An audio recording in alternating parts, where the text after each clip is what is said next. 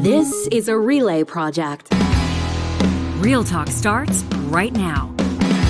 Here's Ryan Jespersen.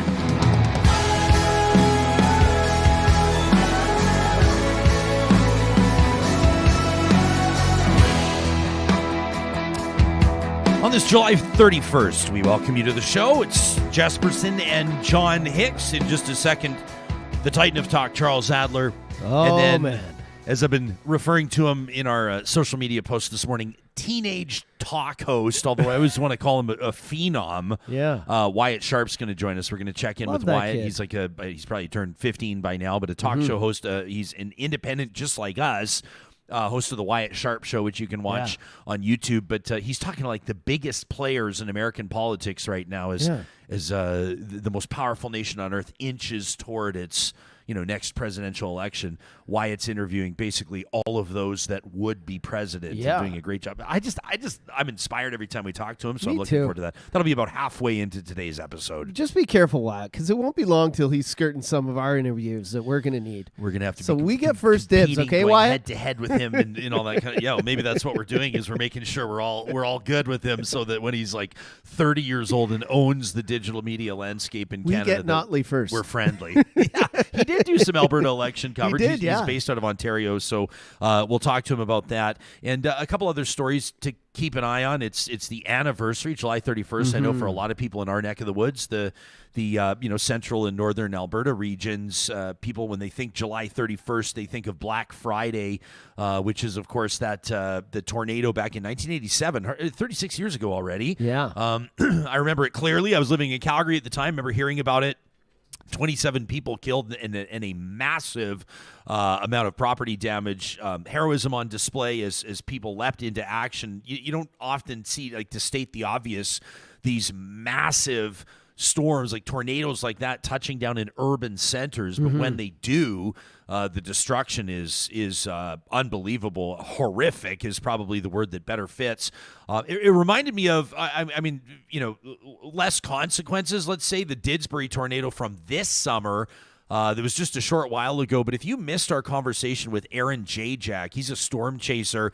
He joined us about 2 weeks ago, Johnny, talking to us about his experience. He had come up from Montana after watching this. What he does is he monitors like weather radar and satellite reports and stuff like that. And when he sees, I guess, kind of he can't guarantee anything, but like a recipe for something big, like that EF4 tornado that touched down near Didsbury a while ago, he hits the road. And he took us into, the life of a storm chaser and showed us some of the unbelievable footage that he captured right up close. Like you can see here if you're watching us on YouTube. This was remember he talked about the cameras that he has mounted on his Subaru. So as he's making his way toward, I saw him in action this weekend again. Really? On his YouTube channel. You never know. Like if he's on his way somewhere, he'll just live stream the road trip there. And so you've got hundreds or sometimes thousands of people that are watching the live stream of him just on the highway making his way toward a storm.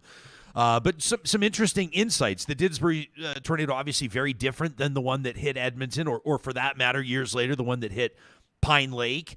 But the science behind the storms was really interesting, and Aaron brought us up to speed on that. You can catch up on that episode if you haven't heard it already. Maybe you're on a road trip right now. It might be some interesting reading.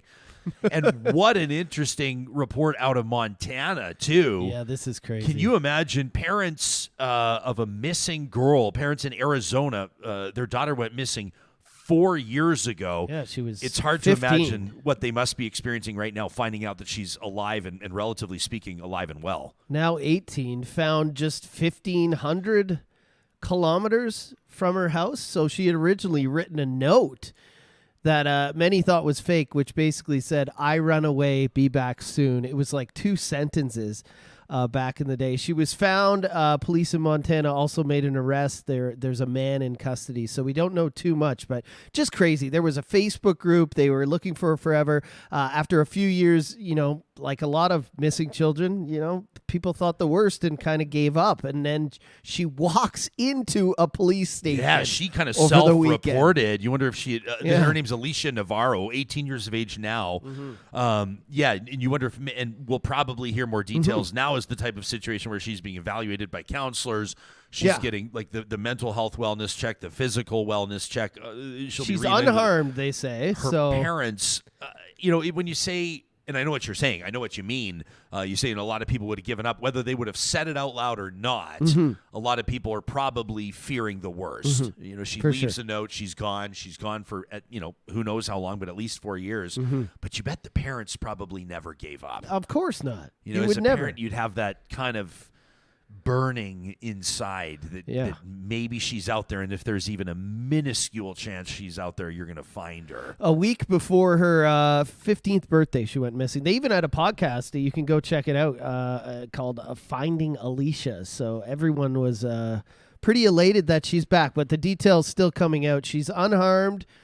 She seems in good spirits, but a man in custody. So we'll find out more this week. Her parents, her mom's named Jessica Nunez, had told the Republic down in Arizona that she suspected that her daughter might have been abducted by somebody that she met online while she was gaming. And it reminded me of a conversation we had. I was just going to say that's a throwback to our social media safety episode. It was just over a year ago, and it was a couple of shows in a row. We talked to an RCMP officer that works with families on online safety, and they're the ones kind of getting ahead of all this. That bit of policing, that calling, you can imagine they're seeing some nasty stuff, some really ugly stuff. But boy, are we ever lucky to have professionals that are willing to do that. But we talked to Anna Savage. This was on July 6th of last year, so 2022. You can find it in our podcast archive or on YouTube. And Anna Savage talks about how they intercepted. Their daughter was actually going to meet somebody, and her husband went instead, and it's a really wild story that she told us on July 6th of last year, so you can check that out. Charles Adler coming up in 30 seconds, but we wanted to let you know that this episode of Real Talk is our presenting sponsor is We Know Training. You can find them online at weknowtraining.ca. It's not news to anybody, as if we need to tell you that the cost of living has gone crazy. Stephanie Hughes, Bloomberg reporter, joining us last week. If inflation's on the way down, though, how come the Bank of Canada keeps cranking up interest rates? She helped us try to make sense of that one. But you know what else goes hand in hand with the cost of living on the rise? It's the cost of doing business. That's also going up, too. So if you're a business owner or a decision maker in a business, you need to boost your revenue. One of the best things that you can do is to create a standout training program. We Know Training is your best training partner for creating courses and programs that sell. They've helped associations, regulators, nonprofits, and more generate millions of dollars in revenue without any extra work for their teams in creating, managing, and selling those training courses. If you want to learn more, if you're intrigued, you can visit weknowtraining.ca today and see what they could do for your business. Every Monday, we're joined by legendary talk host Charles Adler, who checks in from his home, I believe, in Manitoba. It's nice to see your face again, pal. How was your weekend? Got lots of homes, got lots of places to land. People in this country have been very, very generous with me. Yeah. It's nice to see you. You get up to anything special this weekend, or are you kind of like in the dog days mentality? Yeah, dog days of summer. I prefer the winter. I know that people think that's crazy. How can you prefer nights of minus 30 with wind chills of 300? Wind chills that put the tornado in Didsbury to shame. How can you look forward? I love winter, and the fact that the days are shorter, that doesn't bother me because I live inside my head, and doesn't matter how dark it is out there. It's, as you know, always sunny inside my mind. Yeah, there you go. Well, for the most part, anyway. Some days partly cloudy, but you're human, Adler. You're human. Well, if I'm getting a little cloudy here because launching this news thing. I'm just experimenting with them. Every day is another experiment. I live in a laboratory. Yeah. And so my latest experiment with podcasting and Twitter and what have you is people say, Chuck, why don't you do the news? For many years, you did the news. You did it differently than anyone else. You do everything differently than everyone else. So why don't you do a newscast? I said, well, I don't have an attention span for these 10, 12, 14-minute newscasts. So I got it down to 3 minutes. I can barely sustain a thought for 3 minutes. And so it's called 3 Minutes That Matter. But one of the items that I didn't toss in was the one you just picked up on, the girl surfacing years later. Oh, man. In Montana. I mean, that's a hell of a story. I mean, maybe I should re-record 3 minutes that matter, because this one matters. Well, yeah, and this is just a story where we got details over the weekend. Alicia Navarro, like Johnny and I were just saying, as a parent, you would never give up. And unfortunately, tragically, there are thousands of parents around the world that could relate to that. Every single day you wake up, you would wonder.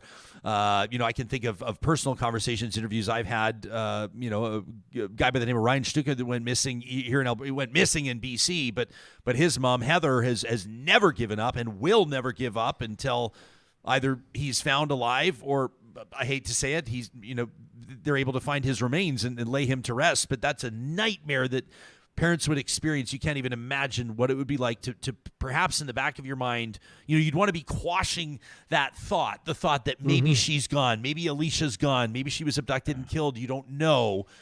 You would have every single morning or every single night, perhaps that thought would be there. And like a whack-a-mole game, as a parent, you would say no. You would never give up hope, and I can't even imagine.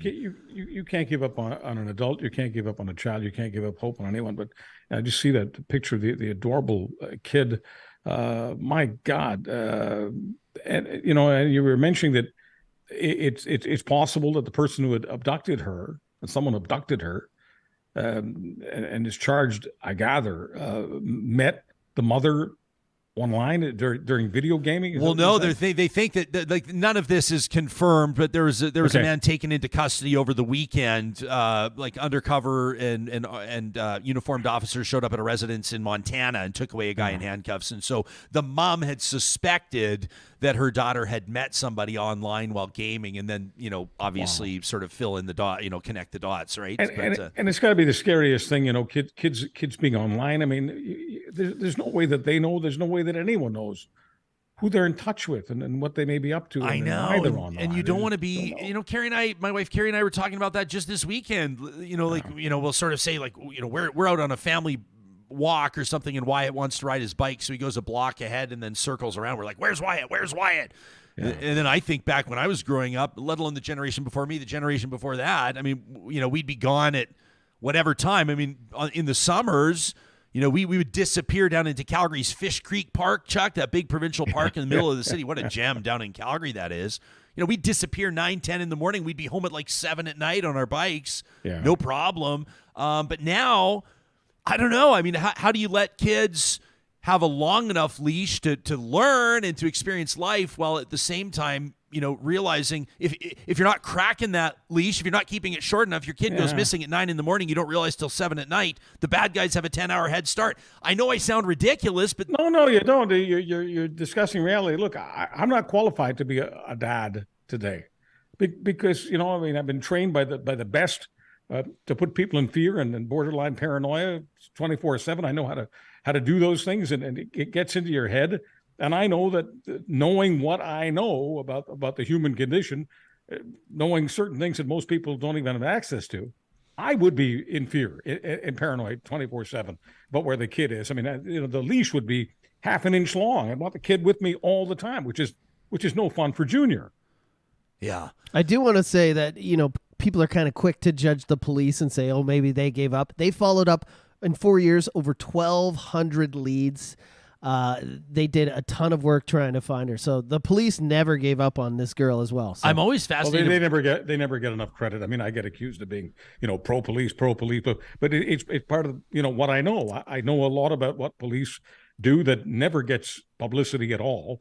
And they are some of the hardest working, most responsible human beings on earth. I realize that we got bad apples. We got bad apples everywhere. We got bad apples and barrels of apples. I get that. But I'm so glad, Johnny, that you pointed that. You're always coming in. I'm not being sarcastic here, but you're always coming in with extremely relevant data. The police work their asses off. Did you, I wasn't going to bring this up until later, but I mean, we're talking about cops. Did you see the story out of the Edmonton corn maze, Chuck?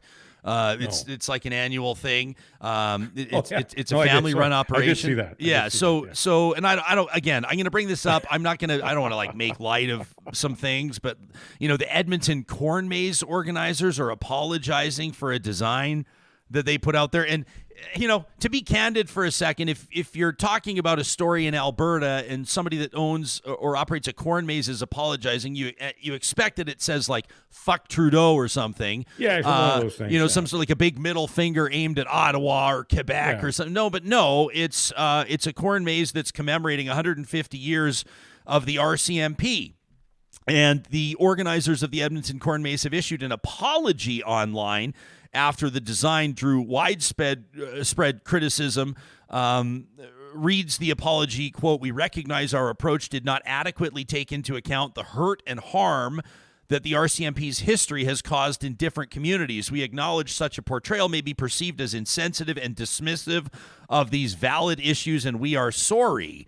I'm showing a picture of the corn maze on my screen right now. This is a photo of the courtesy of the Edmonton Journal. It says 150 years, from 1873 to 2023, and it shows the outline of a Mountie saluting. It's all, of course, cut out of a cornfield. Your thoughts on the apology? Your thoughts on the prompting of the apology? I don't understand what the complaint is about. I don't know why they would apologize. Clearly, these two are also, people who have been working hard to put this together, dedicated to the cops. I see no hint of negativity, sarcasm, disparagement of the RCMP. You want to talk about disparagement of the RCMP, just go to provincial politics where Smith's people are trying to throw the Mounties out. Nobody there was giving the finger to the Mounties. Yeah, I mean, I think, people, there are legitimate, very real concerns, complaints, history, trauma related to policing in Canada, in particular from Indigenous people that are living in Canada. Obviously, the legacy, and that's not a compliment, of things like the Starlight tours in Saskatoon and elsewhere. And there obviously through this nation's history, there's been atrocious treatment of its First Peoples that has in many circumstances included or been perpetrated by the RCMP. And that is a very real issue demanding the public's attention. And I think that more and more the public is paying attention to that. But I think generally speaking, to suggest that you can't commemorate 150 years of policing in Canada, men and women that have taken bullets and been hit by cars and tangled with online predators to keep children safe and the like. I'm not an apologist for police. We've had it's wide-ranging conversations here, but I got to be honest with you. And again, people are going to say, "Oh, the privileged white male has this to say," but I will say that apology really rubs me the wrong way. I get tired of putting everything through that filter, and I'm not going to put everything through that filter. And when people say, "Oh, he's gone progressive," I haven't gone that progressive because I don't do that. I don't sit here apologizing for the color of my skin. And as far as privilege is concerned, I too have worked my ass off all my life. So I'm not prepared to apologize for the fact that I have a strong work ethic and the color happens to be white. I'm sorry. Here's the thing. The RCMP and their proud history mentioned Montana in two respects a few moments ago. I mentioned Montana because that's where the storm chaser's from. Okay. Yeah. And you also mentioned Montana because of the child that has been found. Okay. Ask anybody to do any stats, any surveillance on the history of Montana versus the history of neighboring Alberta in terms of deaths, in terms of thefts, in terms of civilization, and any metric you want. And one of the reasons Alberta has been a far better place for most people and far safer for most people than Montana is because of the RCMP. So I think on this day, I'd rather salute them than diss them. Do they have problems with their history? Of course they do. Does Canada have problems with its history? There are some people that don't want to celebrate Canada on Canada Day because, they're ashamed of Canada. I'm not ashamed of Canada. Yeah. I'm proud of Canada. It's the Adler family's promised land and the promised land for the Jespersens and millions of other people. And I'm so sick and tired of constantly judging anything and anybody by their worst moments. Fair points here online. We welcome the feedback, critical or complimentary. Mariah Braun, filmmaker, love knowing that she's checking. We got to get Mariah back on the show to Northern Alberta. Brilliant storyteller. She says, I agree. It was an odd apology. Alyssa makes a fair point, says it's not history. It's all still happening. Kathy says, I can understand why people would be upset by it, but it's a private business. Nobody's forcing anybody to go there. Yeah, there are problems with the RCMP. We should still acknowledge the history. Alberta Girl says, police are the only thing that keeps us all safe. I thank them for their service every time I meet one. Yeah, your home's getting broken in. You're not going to call anyway, whatever. I don't want to oversimplify it and dismiss it, but I just to be honest, when I saw, Edmonton Corn Maze apologizes, I audibly went, no. I went, no. And then I immediately said, we're going to talk about this with Adler, and sent myself a note on the phone. Also wanted to talk. Ryan, many people will testify to this, and I'll be one of them, okay? We've had our lives saved, not by hoods, not by crooks, not by crack dealers, not by felons, but by cops. And so we owe our lives to cops, and as a community called Canada, we owe our lives, many of us do, to cops. So the idea of taking every single opportunity to take a whack at cops because of some of the negative aspects of their history. Sorry, that doesn't work. But part of what I see as my role every single day, and I don't know if you see it the same way, I don't know if Johnny does, but I'll just speak for myself. Part of my role every day is to defend the great institutions in this country that have made this a great country. And we will decline as a nation if we decide to misjudge every single institution that is a guardrail of Canadian democracy, if we do what some people would want to do to the RCMP, some of whom think that the farmers need to apologize. Chuck, we obviously we're talking about child luring. We're talking about online safety. I think probably the highest profile and most gut wrenching example of an abduction, of a horrific killing, of a parent's worst nightmare in Canada. You mentioned the names Paul Bernardo, Carla Homolka. It invokes something within Canadians, so much so that when the recent move of accused, or rather convicted serial killer and rapist Paul Bernardo, when he was moved to a lighter security situation, you look at this liberal shuffle last week, and Marco Mendicino, the minister that should have been in charge of that file, that wound up with egg all over his face. I don't know if you draw a direct line between that bungled situation and him getting booted from his role. But that was one of I thought, the more significant moves that we saw last week from the Prime Minister, who's obviously retooling his team for the next federal election. What were a couple of the storylines that jumped out at you from the cabinet shuffle last week? I know it happens in summer, so not everybody's paying attention to it. The average person might not even care. What's a couple of the reasons why people should? Well, what jumped out at me, and I don't apologize for this either. I'm an immigrant. I'm a refugee. Yes, it was a while ago, but that's what I am. This country threw its gates open to my family and me. And so Richie Valdez sticks out to me. She's a young woman, a Filipino-Canadian woman, and it was obvious. She's the first Filipino female in the history of Canadian cabinets, and she was in tears, and so was everyone around her watching this, because it was genuine, authentic emotion that she was showing, not just for herself, but just so proud of her fellow Filipinos. They now had the first ever Filipino-Canadian woman, Valdez, her name Valdez, or Z, as they say, in neighboring Montana. And she is now a minister. Anita Anand is one of the smartest ministers in the crew. I know we still have some people out there who are anti-vax, and they think that Anita Anand was a person who did a great deal of disservice to this country by making sure that we got millions and millions and millions of doses of vaccine. We did much better than our neighbors to the States as far as vaccination efficiency, vaccination efficacy, vaccination rates. And Anita Anand deserves a lot of credit for that. She's now part of what I think of as a very important job. It's not a sexy job. You say Treasury Board, people go, what's that? Well, Treasury Board involves money. Treasury Board involves taking a look at where there is waste. There's obviously waste. You've got the budgets of multi-billions of dollars, and Anita Anand has got the eyes of a hawk.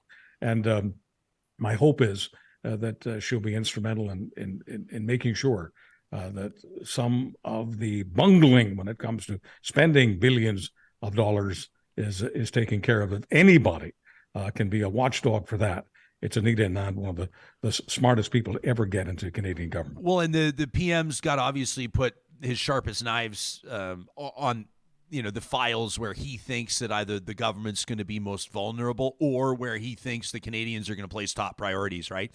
And so you see him keeping Chrystia Freeland, obviously one of their more most prominent cabinet ministers in finance. She doesn't get moved. Deputy PM Finance Minister, you get Anita Anand moving over there as well. So he's sort of like creating that bench strength there, and I think trying to send a pretty clear message to Canadians. I wondered, though, about the significance. I mean, you look at the magnitude of the shuffle, and it was huge. Yeah, like huge. Basically, you might describe it as almost a cleaning house, or sort of like, you know, I mean, I was going to say a tornado rolled through, but the timing of that might be a daft comment. But basically, the question I think that it prompts when you have a cabinet shuffle that significant is, you know, is this the PM? Is this the party leader trying to save his job at everybody else's expense? You know, the equivalent of an NHL general manager firing the head coach, all the scouts, and trading all 3 top lines. You know, well, it just means he's realistic. You know, he's playing political poker all the time. He's got a hand, and he's got a chance to get some new cards. And he's looking at that hand, goes, "I need new cards." Yeah, that's what he did, and that's what he's paid to do. But I think in general, many people talk about things, including political things. Very few of what we call just real, ordinary, heart and soul Canadians are talking cabinet shuffles. If you did a survey right now, the real talkers might be a little different, a little more focused on political matters and the minutiae, the granular elements of politics. But if you went out there just, you know, to the West End Mall and asked people about the shuffle, they might not know what the hell you're talking about. I would suggest that, quite frankly, my dear, nobody gives a damn. I love it when you bring in Gone with the Wind. Yeah. Hey, you know, people, like you said, real talkers are the most engaged and intelligent talk audience in the country. They expect these types of things.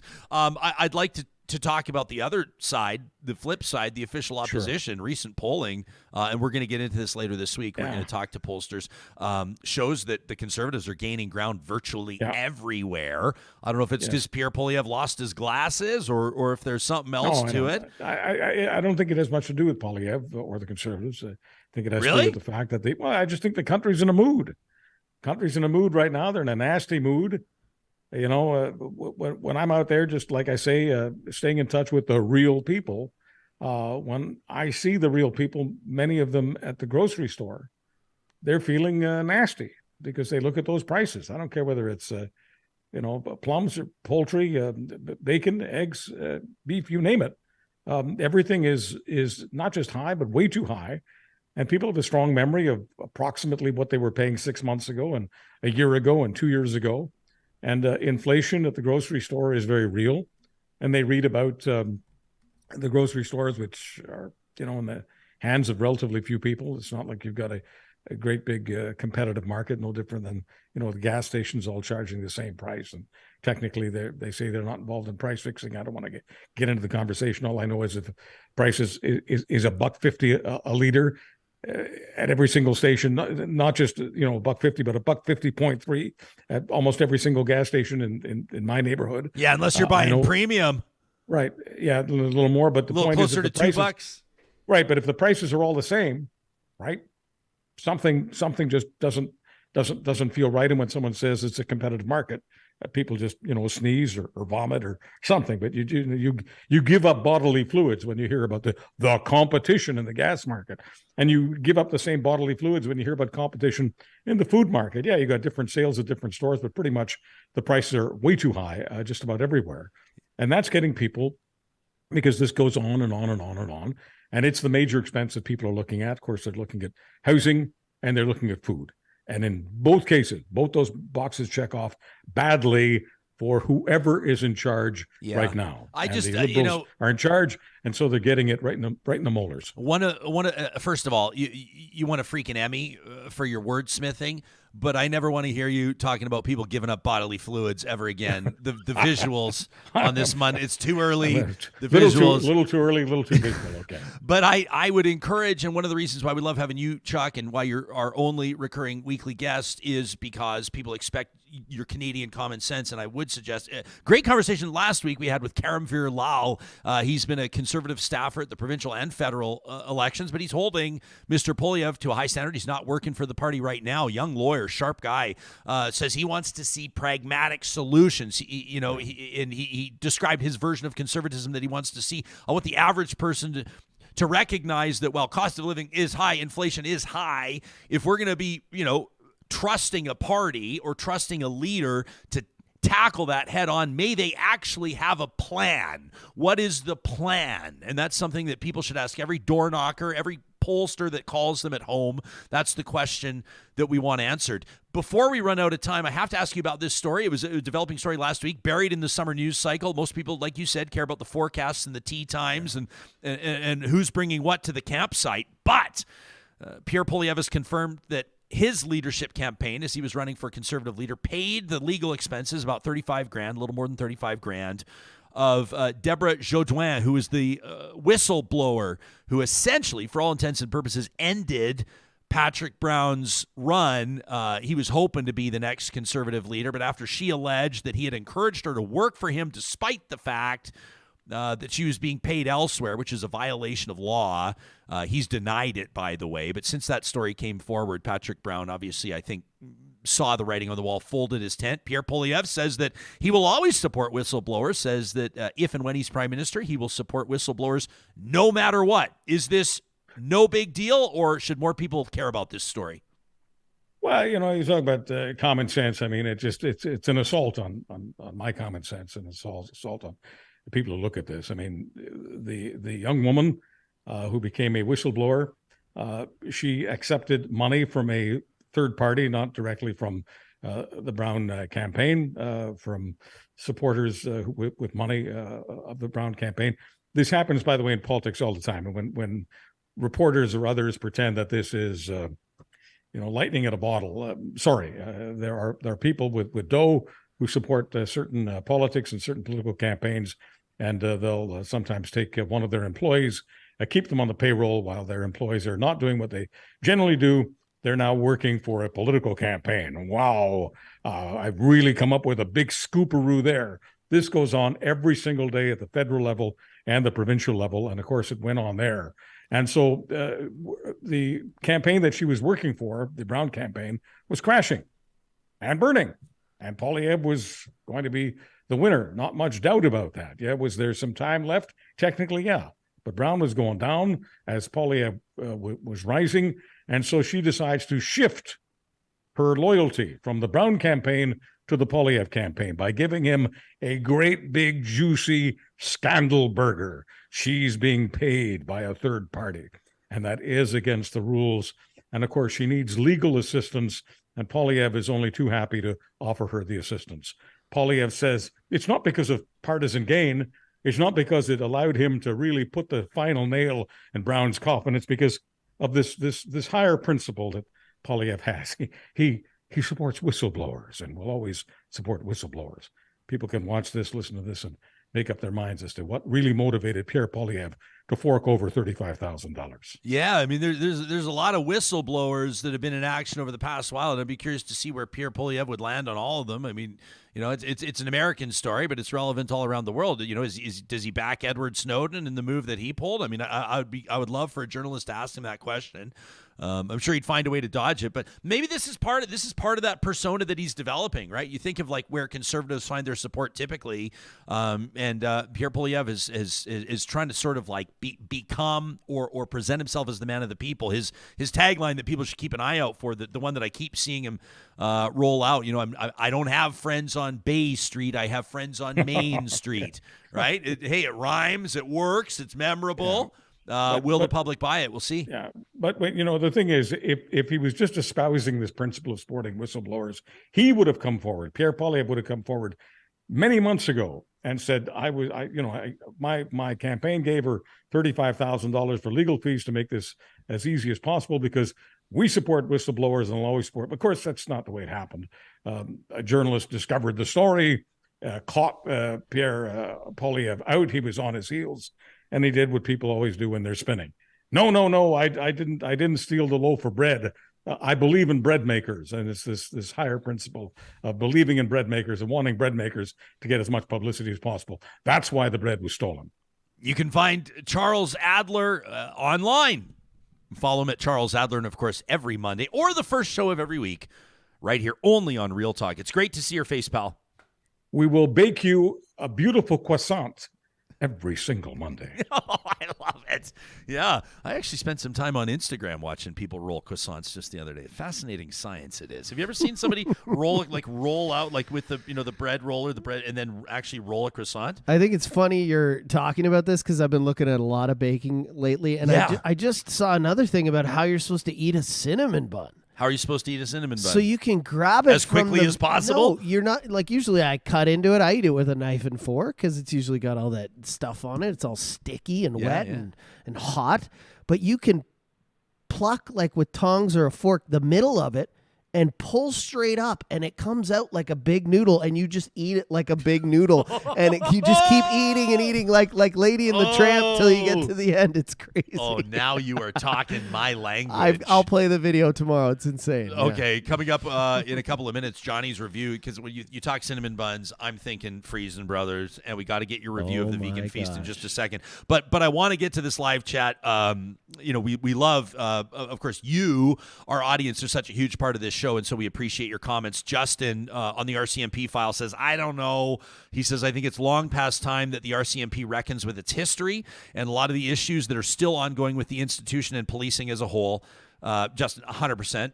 And he says the Edmonton police budget keeps ballooning. Police budgets keep ballooning all over the place, and you look at the posturing and the politics behind it. Very fair. Very fair comment. And Erica, in response to Charles mentioning Canada's new Minister of Small Business post-cabinet shuffle, the Honourable Rishi Valdez out of Mississauga Streetsville, and I appreciate this comment as well, says, these first ever, Erica says, these first ever moments, the first ever person of color in this job, the first ever woman, the first ever Muslim mayor of Calgary, the first ever, says these are great. But what would be even better is a world where we don't need any more first ever moments because everybody truly has equal opportunity. Erica, you're bang on. And what was it? It must have been Mayor Gondek down in Calgary. I think it was. But I remember an interview I did like within the last year or so. It's happened a couple of times where you start with that intro, she's the first ever, whatever, or he's the first. And then you go, this person has got to be so sick of hearing. Like, there's got to be some feeling of pride, some sense of accomplishment. But again, like you said, Erica, like enough, And also, somebody doesn't necessarily just want to be characterized as that. You know what I mean? They're more than that. Sometimes, something as simple as a 1 or 2 sentence introduction, how you introduce somebody to a show or to an audience is big. I'm already thinking ahead, Johnny. How do I introduce Wyatt Sharpe? Maybe we'll ask him. He's joining us in just a few seconds, host of the Wyatt Sharpe Show. Does he get sick and tired of people pointing out all the time how young he is? Does he deserves and demands to be taken seriously? Obviously, he's doing very serious work. Does it kind of like come across as like we're patting him on the head that he's just this teenager doing it? But at the same time, it's relevant. It is relevant that most kids at 15 years of age are, there's fine, upstanding citizens, but a lot of them, if you're like me, there's a lot of buffoonery at 15, and it's remarkable what he's doing. So you might argue that his age is relevant. We'll ask him in just a second. So over the weekend, Saturday, Sunday, our friends at Friesen Brothers in South Edmonton presented the Vegan Feast. This is a still family-owned institution in Alberta, most known, Friesen Brothers, with its humble beginnings in Hinton, Alberta, as a butcher shop. Yeah, but their commitment to everybody. To everybody on display this weekend. How was it? It was incredible. And, they had it on Saturday. We went Sunday. We said, we're going to be there right at 4 p.m. We're going to get ahead of the line. We're going to get all the fresh food. We're going to be in there, man. We're going to be smart. And look at this. Boom. We get there. Line up. And it was almost out the door. Is that right? So many people, plant-based and not plant-based alike, there to indulge in some of the delicacies. You grab a plate, you go to the front. They had some nice people, kind of yelling through the line, this is what you do, and this is how you get seconds. A nice shot here of the vegan lasagna, which was absolutely incredible. I don't know what kind of meat they had in it. It tasted like the Impossible meat because it tasted like ground beef. You had the cowboy baked beans, which was sauce. But look at it. Things were already like, and we're there at 3:58 and things are already getting slim, but they kept filling them back up and we went through the line. It was great. They had shepherd's pie, they had chicken fingers, and of course they had the garlic bread. And then we get to the end, and what do we see for the first time ever in a Friesen Bros? What? Vegan cinnamon buns. There you go, pal. They are. There the you sticky go. ones. They were incredible. We got ourselves a couple brews there which was right at the end of the line. Yeah, they're licensed, right? They've got taps right there for you. And we sat down. It was absolutely incredible. And a big shout out to their head of produce. Of course, he was there, and we took a nice photo before the end. He is kind of the inspiration for all of this, because he was actually getting some people pinging him, being like, hey, you should do more vegan items. He says, screw it. We'll just do a huge buffet. That's great. And, obviously it was super successful. Now he knows maybe there's some more items they can bring in. But, what other grocery stores are doing this? None. Testing the waters, seeing what people really want. And from, like you said, everywhere, people who love farm raised beef and butcher shops, but also people who are on the other end of the spectrum. They're doing it for everyone. 100%, something for everybody. 16 locations across Alberta. Great firsthand report, pal. Very well done. We also wanted to give a shout out to our friends at the Dairy Queens of Northwest Edmonton and Sherwood Park. Circle your calendar for August 10th. It's coming up in less than 2 weeks. It's the annual Miracle Treat Day. Locally speaking, with our locations are the family-owned ones at Palisades, Nemeo, Newcastle, Westmount, Baseline Road. When I say our locations, I have exactly zero ownership of these locations, but I feel like they're ours. They feel like our home locations. They donate to the Stollery Children's Hospital Foundation through Miracle Treat Day and have done so to the tune of 7 figures over the years. Unbelievable stuff. You can, of course, visit those locations on August 10th, pick up a blizzard with all proceeds, not profits, all proceeds going to the Stollery, or even better, pop in or give them a call ahead of time and order a whole tray of blizzards, drop them off for your neighbors, your friends, the kids at the park, whatever it is. The more the merrier, the more funds raised for the Stollery Children's Hospital Foundation. It's Miracle Treat Day, the Dairy Queens of Northwest Edmonton and Sherwood Park, coming up on August 10th. Also wanted to mention, it's that time of summer. You were kind of halfway through, make the most out of every single day, but you're starting to think ahead to the fall, right? Some of us anyway, and maybe what your post-secondary plan might look like. If you're hung up on the commute, if you're hung up on the sort of the rigid nature of a lot of the post-secondary institutions' schedules, you're going to want to check out athabascau.ca right now. It's Canada's open university with tens of thousands of students across the country drawn to AU in part because of the flexibility to learn at your own pace on a schedule that suits your lifestyle. Of course, your only commute to your device, right? So that makes it totally convenient. If you think studying online with AU might be right for you, explore their wide variety of distance learning programs and courses. You can try a single course to get a feel for it, or jump into a full program. The choice is yours at athabascau.ca. Also wanted to, this rain over the weekend, it was some pretty heavy stuff. All of a sudden I heard our sump pump fire up in the basement. Again. I went, oh man. As soon as the sump pump starts going, you're right there. It's right at that level. If unfortunately you're dealing right now, I could be speaking to one person in particular with flood damage. Maybe it's fire damage from earlier this season, although some of those fires flaring up again, those wildfires. If your family's looking to bounce back, you got to get your business rebuilt. Number one, we're thinking of you. Number two, the best move you can make is to check out CompleteCareRestoration.ca. This is the team that built our studio. We have seen them work. We have firsthand experience. We don't give our 2 thumbs up to just anybody, but we give 2 thumbs up to Complete Care Restoration. If you're looking to get back on your feet after fire, flood, mold, asbestos, or otherwise, give them a call at 780-454-0776. Well, let's ask Wyatt Sharpe how he feels about being introduced as teenage talk show host. He's the host of the Wyatt Sharpe Show. You can find him on YouTube, and a wonderful friend of this show. Just look at this. He's got the press shirt, the tie. Wyatt, I'm wearing casual basketball kicks and a loose T-shirt this morning, but you bring it every single day. How you doing, pal? How's your summer been? Good. How about you? Yeah, not too bad at all. Let me ask you the question. Do you get sick of the fact when people point out, people say, he's 15 years old, he's got his own talk show, he call you a phenom, a teenage talk host, or is that just part of the deal, part of the package? We're just speaking facts. Yeah, definitely. I think it's kind of it'd be different if when I'm older, people introduce me as 55-year-old Wyatt Sharpe or what have you. But when I'm 14, it's kind of the most obvious thing about me. If someone turns on a TV screen or turns on my show or what have you, that's kind of the most obvious thing is I'm 14. I'm a lot younger than what most people would expect to see when they turn some sort of something that I'm doing on TV or what have you. Yeah, well, you are raising the bar, my friend, which is saying a lot, because you've already secured in. I mean, you know, people can check out the Wyatt Sharpe Show on YouTube, and they'll see your one-on-ones, your sit-downs with every major politician in the country, including the Prime Minister. And now you've turned your attention stateside, and my man, you're securing interviews with like the biggest players in U.S. politics right now. Take us into number one, why you're doing this. Why do you care about what's going on in the United States? Yeah, well, certainly I'm still maintaining a certain level of Canadian coverage as well, but at a time when the Canadian news environment is, moving fairly quickly, so is the American news environment, and what's happening in the U.S., as we saw over the course of the Trump administration, most definitely had a very big impact on what happens in Canada, with trade deals and what have you. Many people feel it's obviously had a negative impact.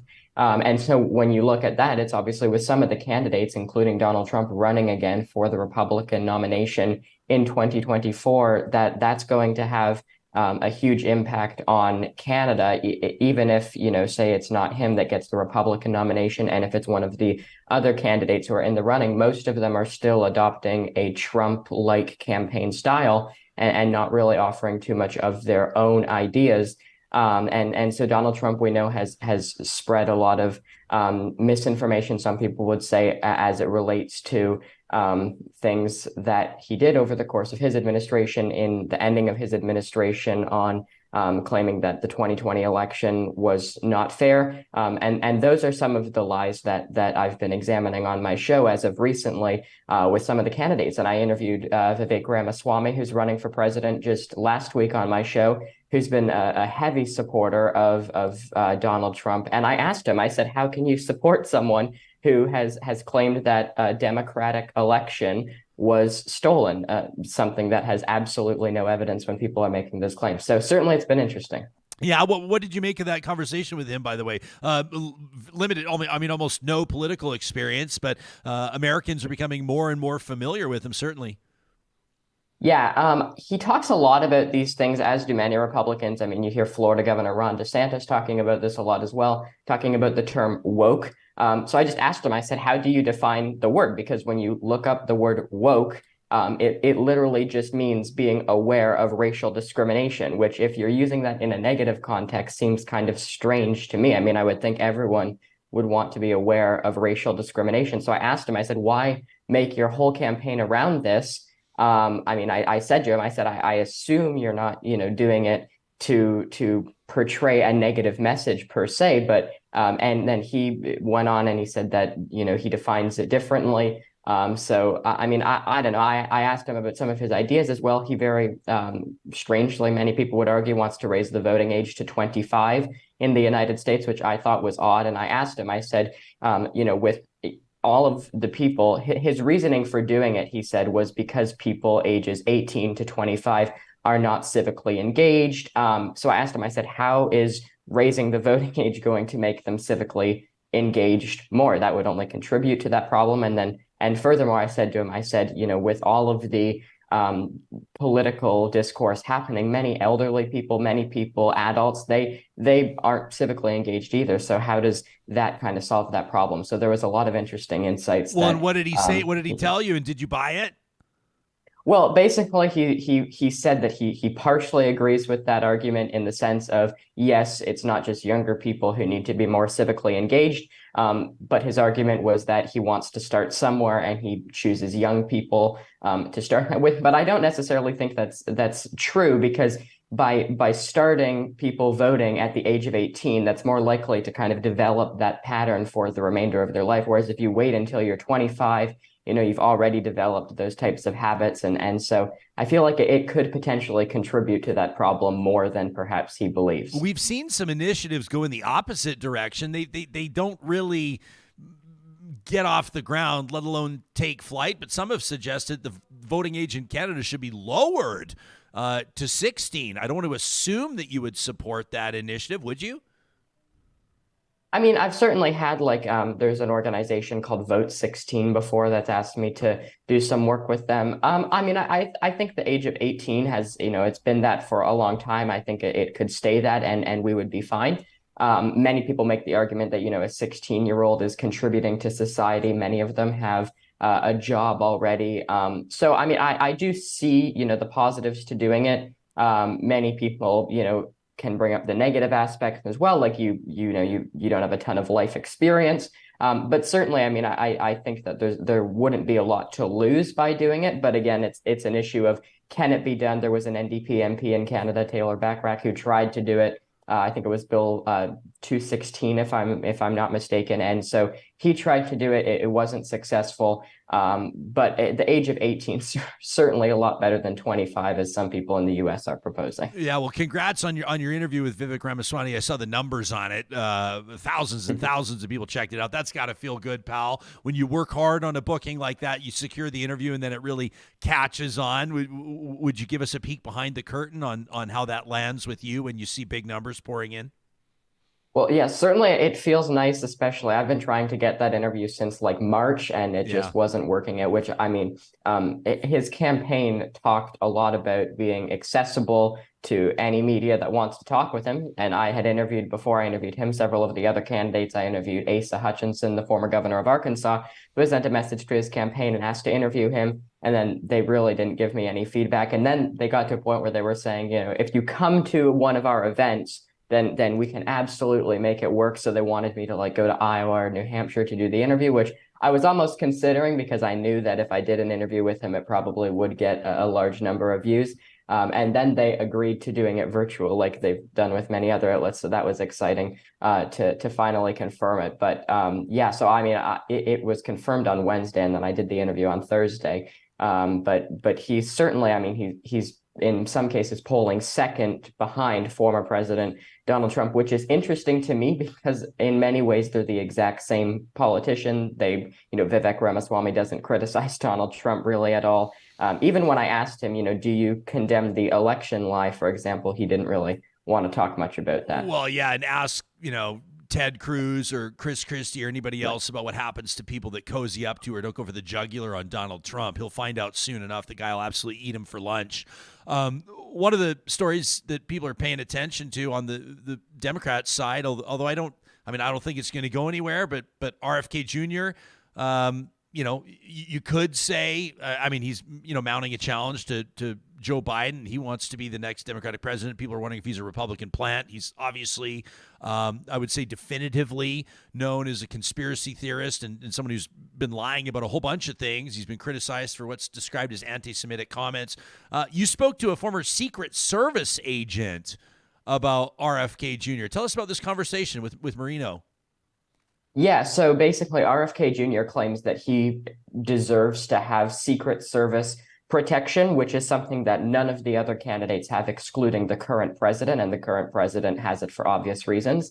So RFK Jr. feels that he wants Secret Service, but my conversation with Charles Marino, he essentially asked, or I asked him whether or not this was necessary. Does he think that there should be Secret Service protection? And I mean, his answer to that was basically saying the only reason Robert F. Kennedy Jr. wants Secret Service protection is so that he doesn't have to pay for private security. He mentioned that oftentimes for presidential candidates, Secret Service protection can range anywhere from $250,000 to $1 million per day. So after I heard some of those figures, it became obvious to me why he wanted Secret Service protection. And I'm sure if any of the other presidential candidates were offered Secret Service protection, then they would have probably accepted it as well, as opposed to paying that large sum of money on a daily basis. Yeah, no kidding. Can I ask you a question about the logistics of how your show works? You say you go, yeah, I would consider maybe hitting a politician's campaign stop in Iowa or New Hampshire. I hit the road. Practically speaking, how do you do that? People should follow you on Twitter at Wyatt Sharpe 8. I love your photos, man. You're down on Capitol Hill, posing on the set of CNN. You're talking to Fox News. I mean, it's just unbelievable what you're. Do you have you obviously have a team of supporters? I'm assuming that maybe that's family members. How does this work logistically? Do you have a Patreon? Tell us how the machine operates at the Wyatt Sharpe Show. Yeah, well, that's interesting. I actually just started a Patreon the other day for reasons similar to this. Some people had suggested I start one, but I've been able to, look into the idea of sponsors as well. So I've gotten for occasional episodes, like one time I had a real estate agent sponsor an episode of my show.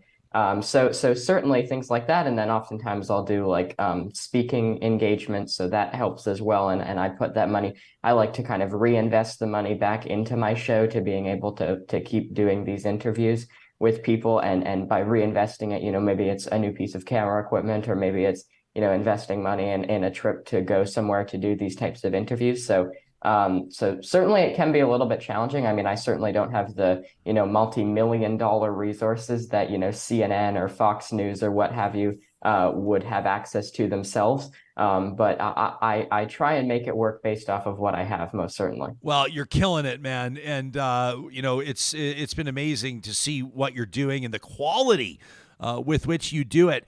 Do you get credit for this in like your high school classes? Like when you show up to class in September, do you get what's that called when you can like substitute something in for going to a class? Do you get the credits, or is this just all extracurricular? It's interesting. My grade 8 teacher last year suggested to me, like, inquiring about something in the realm of that. But even if it's not a possibility, I think that it's still just a cool extracurricular thing to do every night. I mean, I like to try and do at least one interview per day, and then post it on a topic that's related to the news of the day. Yeah. But maybe that's a possibility. I don't know. I kind of feel like school is your extracurricular activity, and the show is number one. What's before we let you go, Wyatt, and thank you for your time. What's a story you're keeping an eye on home soil, so to speak? What's a Canadian political story you're watching? Well, I was really interested in the cabinet shuffle that obviously happened recently. And certainly I was more interested in some of the people that were gone from cabinet, like, the Marco Mendicinos of the world. That was kind of expected that he was going to be leaving cabinet. But I was more so surprised with like David Lametti, Mona Fortier, and them leaving cabinet. I mean, I have said before on other programs as well that, like, I don't necessarily think you have to read too much into that, because for all we know, there was, private exchanges where, they asked to be, not have a cabinet portfolio for family reasons or what have you.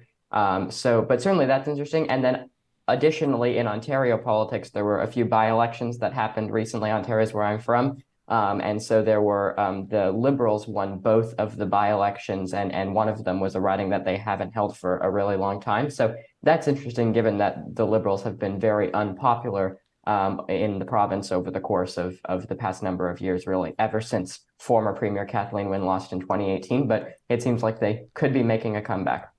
What's one of the silly and even dumb things that you've done this summer or have planned before the end of the summer that has nothing to do with political commentary or putting a show together? Yeah, we have a trailer up north in Ontario, so I go tubing, kneeboarding, nice. All the rest of it, which that sometimes they joke at all the people that, have trailers next to us and stuff. They say, you need to put this as an episode of your show, a video of you on a tube or a kneeboard or something. Man. But show everybody another side of you. That'd be great. Hey, Wyatt, it's always such a pleasure to talk to you, and we want to let people know that you and I stay in touch with each other behind the scenes and keep an eye on what we're doing. And I like to think of it as iron sharpening iron. And keep up the great work, pal. Know that we're watching everything you do. Thanks so much. You too. You got it, buddy. I want to encourage Real Talkers to go ahead and subscribe to the Wyatt Sharpe Show on YouTube. That sounded a little creepy at the end. I'm like, we're watching everything you do. We're watching you, but he's landing these huge interviews and asking legit questions, right? Oh, yeah. Which is great. And I think that someone like Wyatt, 14 years old, I asked him about his high school classes. He's not even in high school. He's talking about these questions that he's putting in front of these candidates, challenging them on invoking the word woke, which, what a polarizing word. Yeah, for a young kid to ask someone that he's speaking up front now, like on behalf of a generation, though. Do you know what I mean? Think about the digging he'll be doing when he's in his 20s and his 30s. He brings this perspective of young people that'll go, like, you look at, and across the board, I mean, here's a can to open, but if you want to talk, who has the most problem with someone's pronouns, for example, It's not young people. No. Young people don't care about that stuff. They don't care about it at all. And it's older people that take great issue with it, that are sort of like more steadfast and set in our ways. And I think it's so important to have a young voice like that at the table, competent, credible, going challenging people on it, asking what's the big deal. And like woke isn't a bad thing to young people. Woke, in the time of like early 2000s, mid 2000s, woke was like meant you were aware, you were up on things, you were in the know, you were like progressive, you were this and that, and they've totally flipped it upside down now and used it as a negative connotation. It's horrible. Yeah, you can. I mean, almost like make any word a slur. Of course you can. I love Donna says the juxtaposition of Ryan in his T-shirt and Wyatt in his suit. It's so true. It's so true. We wrestle with this, Donna, though, because we have weeks where we're like, okay, let's do suit and tie, let's do this. It depends who's in studio. Button up our shirts, and then some days we're like, should we just be casual every day? So it's like it's summer, we're chill, And Tracy says woke is only polarizing for the far right. Said I loved seeing it at Disney and seeing it used by M&M Candy. I mean, I don't know. I mean, there's that whole idea of go woke, go broke. I guarantee one of the stories that we talked about with Adler earlier today, though, the corn maze and apologizing for the RCMP thing. And you'll hear people say, hey, business, careful, go woke, go broke, right? That's something that people talk about as well. So happy to talk about it here with you. Okay. Disney's going to do all right. At the end of the day, you want to see who will be left standing at the end of the day. If it's Ron DeSantis or Disney, my money is on Disney. Mickey Mouse every time. Don't bet against Mickey Mouse. It's not a smart move. Mickey hasn't lost a lot of fights in the courtroom anyway. No. These conversations are presented by Real Talk sponsors. And by the way, don't go anywhere because the Positive Reflections today is going to blow your mind. An incredible survival story. But we wanted to let you know we don't shy away from facts on this show. In fact, we pursue them. And that includes the fact that oil sands operations contribute significant carbon emissions in Canada. So the 6 largest companies are working together and with governments to take strides on the path to net zero from their operations. And part of that plan includes developing a proposed carbon capture and storage network by 2030. It's going to be one of the world's largest. If you want to learn more about this, you can check out the details at pathwaysalliance.ca. If that caught your attention because you're working in the energy industry, maybe you're a professional engineer, you love the calling, you're proud to have your PEng, but you're not fulfilled with where you're at right now. You don't feel challenged. You don't feel appreciated. You maybe don't feel like the future is even bright at your firm. Take 2 seconds today to check out apexautomation.ca, Canada's fastest growing automation firm, and they're doing a ton of work across industry. You could be interested in working, for example, in advanced process controls or maybe remote terminal units. Maybe the future of autonomous vehicles and machinery has caught your eye, or human-machine interfaces. These are just a few of the examples that Apex Automation works on. Their team proudly headquartered in Alberta, but working across the western provinces, down into Texas and beyond. They're looking for engineers across, we're talking electrical, instrumentation, computer science, mechanical. You get the idea. Check out the careers link today at apexautomation.ca. Man, it's an exciting time for our family as our backyard is being reinvented. This is something that we made the decision to invest in. We waited till the time was right, waited till we could afford it, quite frankly. And the team at Eden Landscaping is doing a remarkable job. We're watching them work day by day as they bring our vision to life. We can't wait to show you the finished product. It's not too late to get Eden Landscaping on your project, but you're going to want to start the conversation now so they can have shovels in the ground before the leaves start to fall. LandscapeEdmonton.ca is where you'll find them. You can check out their portfolio, learn more about the services they provide, and of course the consultation's always free with Eden Landscaping, a proud partner of Real Talk. Man, was Trash Talk fired up on Friday. You can check out Trash Talk episodes as standalones on our YouTube channel.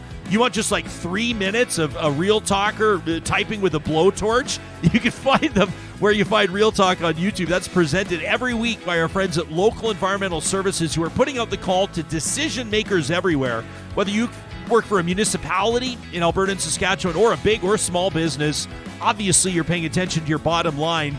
Whether it's water hauling, fences, portable toilets, or bins themselves for waste or recycling collection, You can get a free quote today at localenvironmental.ca. Make a wise decision for your business and your community with Local Environmental Services.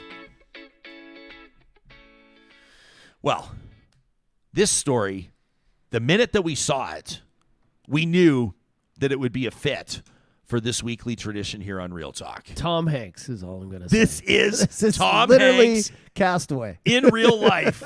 Every single Monday, our friends at Kuby Renewable Energy, you can get a free solar quote today at kubyenergy.ca. They give us a reason to just like fill our spirits, and this story is impossible not to love. This is a tradition we call Positive Reflections.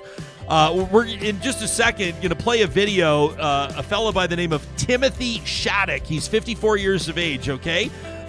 He's an Australian sailor, and he was basically adrift at sea for 3 months, and that was not part of the plan.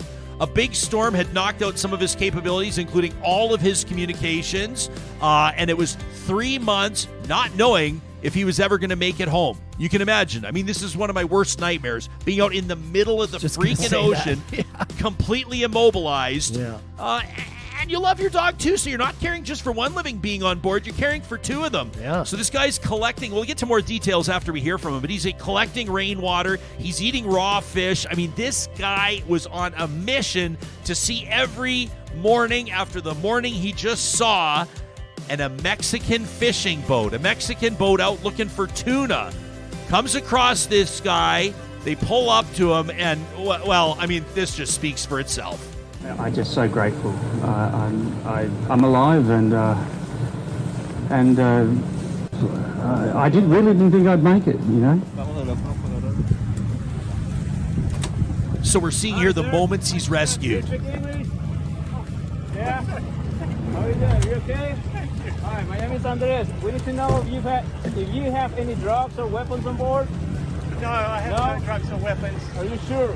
I'm sure, yeah, you can check everything. I feel really good. I've been struggling to sort, you know, the health was pretty bad for a while. I was pretty hungry, and I didn't think I'd make it through the storm, but now I'm really doing good. She's amazing. Yeah, that dog is something else. She's a beautiful animal. I'm just grateful she's alive, you know. I did enjoy being at sea. I enjoy being out there. But when things get tough out there, you know, you have to survive, and then when you get saved, you feel like you want to live. So I'm very grateful. Absolutely unbelievable. That interview courtesy of The Guardian. So he was honest. He said he got to a point where he didn't think he was going to make it. I mean, wouldn't anyone? You know? It's just... And you know, his dog, by the way, Bella, so he actually found her in Mexico. He said that he's from Australia, but he said that she just started following him around, and they kind of had this connection. Yeah. And she's wondering what the hell she got herself into, obviously, about a month into this. So he had left. This was back in April. Mexico's Baja Peninsula. He was crossing the Pacific, intending to reach French Polynesia, but that's when that storm hit, and just absolutely unbelievable. You can imagine what it was like on that tuna boat, on that fishing boat when they saw him out there. Yeah. Obviously, somebody had the wherewithal to start recording the video. They must have known that they were onto something big. Extra emotional when you're looking at an animal and you're wondering, like, right? Do I eat, or do I let this animal eat, or do I? No kidding. Man. Unbelievable stuff. So here you have it on, as we say, the top and the tail of today's shows. Stories of people who never gave up. If you have a positive reflection you think would be a perfect fit for this show, send us an email to talk@ryanjespersen.com. You could see it featured on a future Monday right here, presented by Kuby Renewable Energy. We wanted to let you know as we sign off and say thanks for tuning in that today is the last day to get in applications for the Real Talk Julie Rohr Scholarship. It's really simple to do. You'd be up against the clock to get the application done today, but it's not impossible. This is for post-secondary students in Canada that have lost a parent to cancer. We have $5,000 in funding support available. You can learn details at ryanjespersen.com/scholarship in memory of our dear friend, Julie Rohr. We'll talk to you tomorrow.